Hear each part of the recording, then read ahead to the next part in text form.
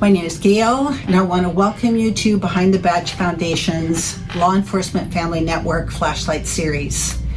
Today we have the opportunity to listen to Dr. Kirschman, Dr. Ellen Kirschman. She is known as the Cop Doc.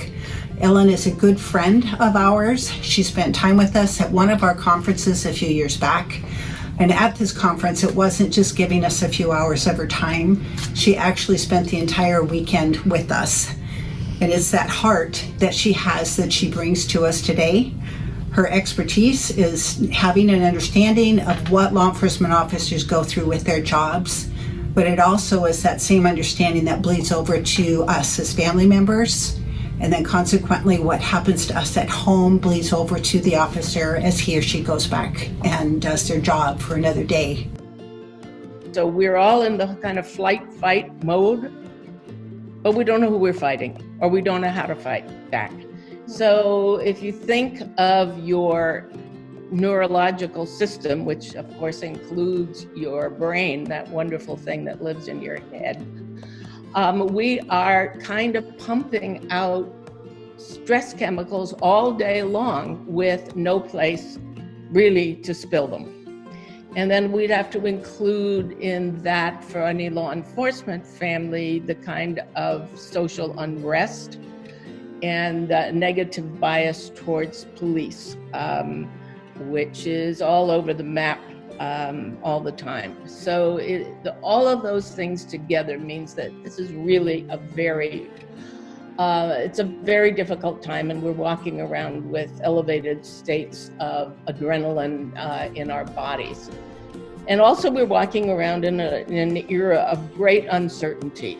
Are they going to defund cops? Will somebody have a job tomorrow? Will your job change absolutely radically? Are you going to bring a virus home? I mean, the levels of uncertainty that cops and their families have to deal with is really enormous, and also contributes to that state of elevated anxiety and being constantly in that fight-flight mode. So we got to figure out ways to get out of the fight-flight mode, because it doesn't seem to be helpful. And it's like riding around, with your foot on the clutch. You're going to wear the clutch out if you don't stop. And there's also this thing, I'm going to talk a little about physiology, because I think it makes sense to understand this is not some kind of neurosis that you might have. This is actually your body, which has been hardwired to deal with threats and survivals since the cave person days. We're not any different than we used to be.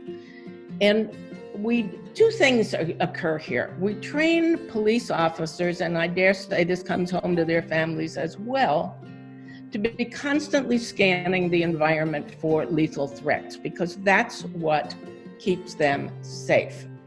Then there is also that human condition called, and I'm going to use a kind of awkward term, it's called a negative bias override.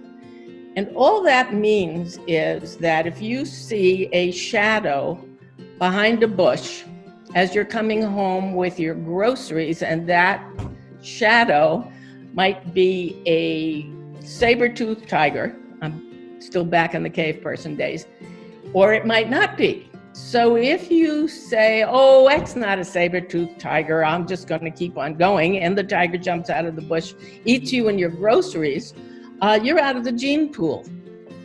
This is all about survival of the species. But if you say, oh, there's a saber-toothed tiger, you drop your groceries and you run, all you've really lost is a bag of groceries and you're still safe.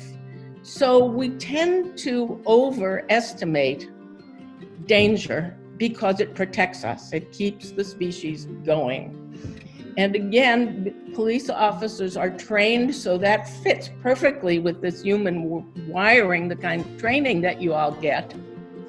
And it makes sense to react to everything as though it were a threat, even if it is not. Now, obviously, there are places that can go wrong. And if you bring that home to your family, that can create some kind of tension and risk that you probably don't want, because your family is a place where you should be able to feel safe trusted, relaxed, and get rid of some of the negativity that is part of every police officer's life. All day long, 24/7, 365 days out of the year. It's a profession that is just filled with negativity, so that it's really important for officers to learn how to, it's almost like making a bank deposit. You got to put more positive stuff back into the bank, because if you don't have enough positive stuff in there, when the negative stuff comes along, then it just shakes everything up, because there's nothing to balance it. So one of the things that you have to do when you catch yourself catastrophizing is what I just said. You got to catch yourself doing it first. Then there's like the 3 C's. First, you catch it, then you have to challenge it. Just as though you were cross-examining yourself in a courtroom.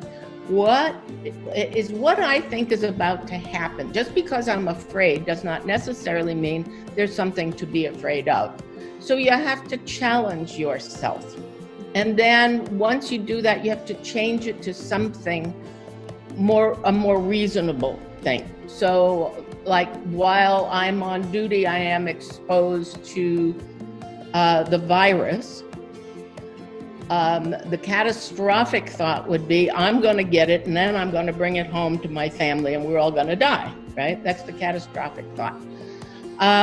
Once you catch yourself doing it and then change it to something more reasonable, is yes, there is risk in what I do, but I know how to take care of myself. I am using the following protective steps to keep myself safe, and this is what I do when I come home at night. I take, as I know some officers, I will shower in the garage and change my clothes so that I'm sure not to bring anything into the house. I am a person who knows how to manage this kind of a problem, and my family, I'm going to get them, and we'll all cooperate with each other, and we'll have a plan. For people who really can't turn off that catastrophic thinking, I suggest do it at the same time every day. Make a date with yourself. All right, 4:00, I am going to sit down for 10 minutes and I am going to catastrophize over every horrible thing that could happen to me and my family, and I'm going to set a timer, and when the 10 minutes is up, I'm done. You can imagine after a while that begins to feel a bit silly or a bit artificial. But the first thing you've got to catch yourself doing it, and you have to make, for police officers, I think it's really important to understand that is a work skill, but leave it in your locker. Yes. Because it does not work well with your family. You'll start restricting their movements, your own movements, the kinds of fun or relaxing things you might do, like hiking, or, going to the park, playing ball in the backyard, whatever it is that your family does. You will become afraid of that too.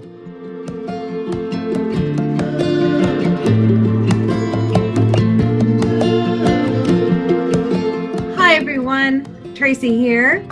Be sure to subscribe to our YouTube channel to see more videos on the Behind the Badge Foundation Law Enforcement Family Network Flashlight Series.